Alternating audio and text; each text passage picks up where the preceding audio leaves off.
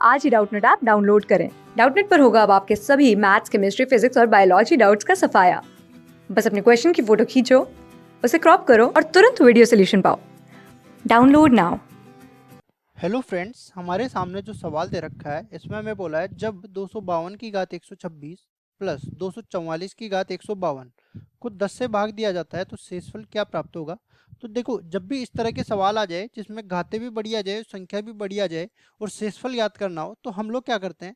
जैसे पहली संख्या अपने पास 252 की घात 126, तो जो आधार है उसमें देखते हैं इकाई का अंक क्या है। 252 में इकाई का अंक, इकाई का अंक, ठीक है। 252 में इकाई का अंक 2 के बराबर है। अब 2 की घातें हम लोग लिख लेते हैं। 2 की घात 1 ये किसके बराबर है, 2 के बराबर। 2 की घात 2 ये किसके बराबर है, 4 के बराबर। 2 की घात 3 8 के बराबर।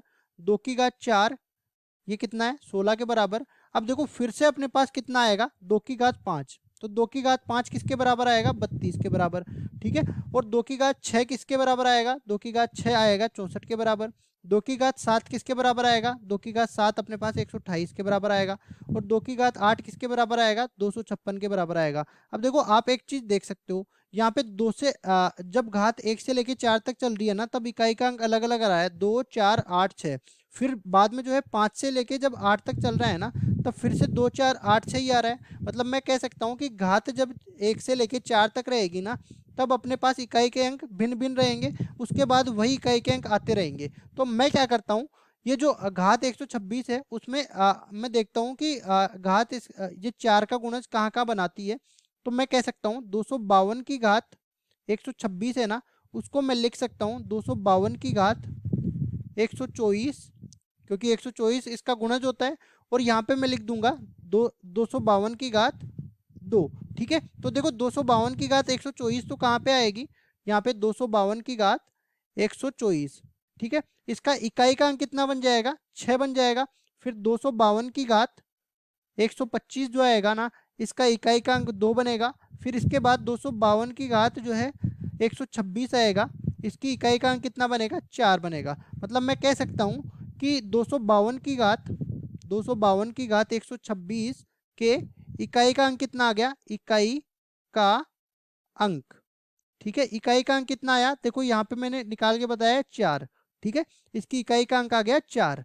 अब देख लेते हैं दूसरी संख्या में भी। इसमें देखो आधार में इकाई का अंक कितना है, 4। तो नीचे देखते हैं 244 में इकाई का अंक, 244 में इकाई का अंक कितना है, 4 के बराबर है। अब 4 की घातें देख लेते हैं हम लोग।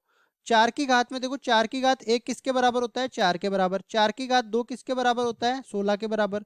4 की घात 3 किसके बराबर होता है, 64 के बराबर, ठीक है। और 4 की घात 4 किसके बराबर होता है, 256 के बराबर होता है। तो देखो इसमें देखो जब 2 घातें होगी तब तो 4 और 6 अलग अलग इकाई के अंक होंगे, और उसके बाद जैसे ही आगे 2 घातें बढ़ेगी तो वो वापस से वही आ जाएंगे। मतलब ये 2 घातों में जो है अलग अलग होंगे, बाकी वो जो है समान रिपीट होते जाएंगे।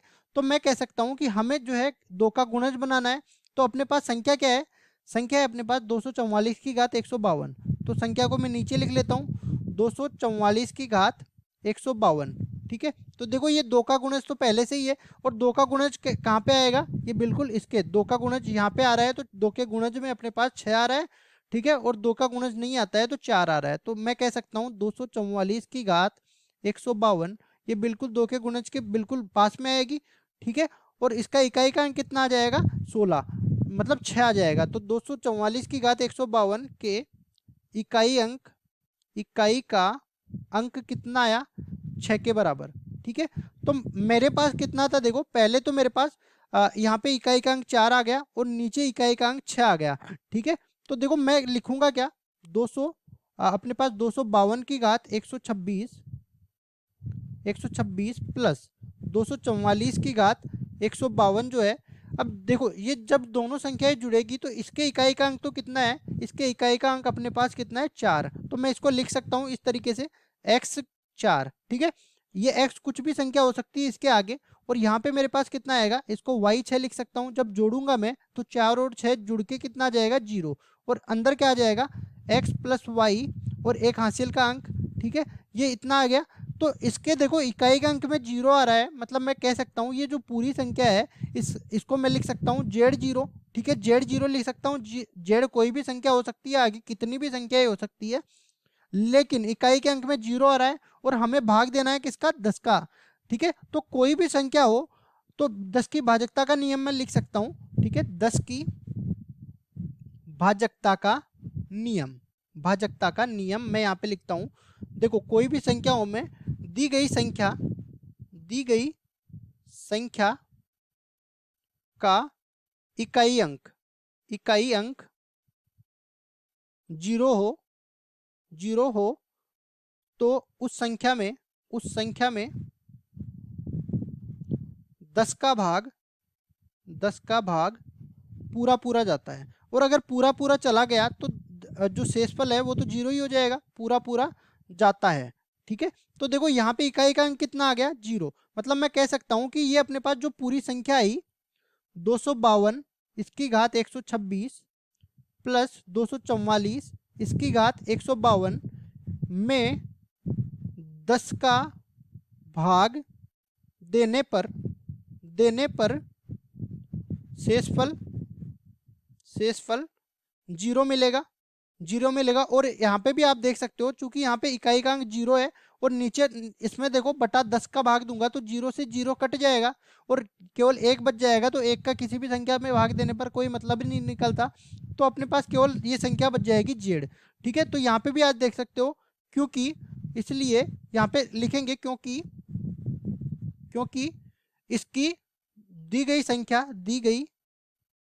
संख्या के इकाई के अंक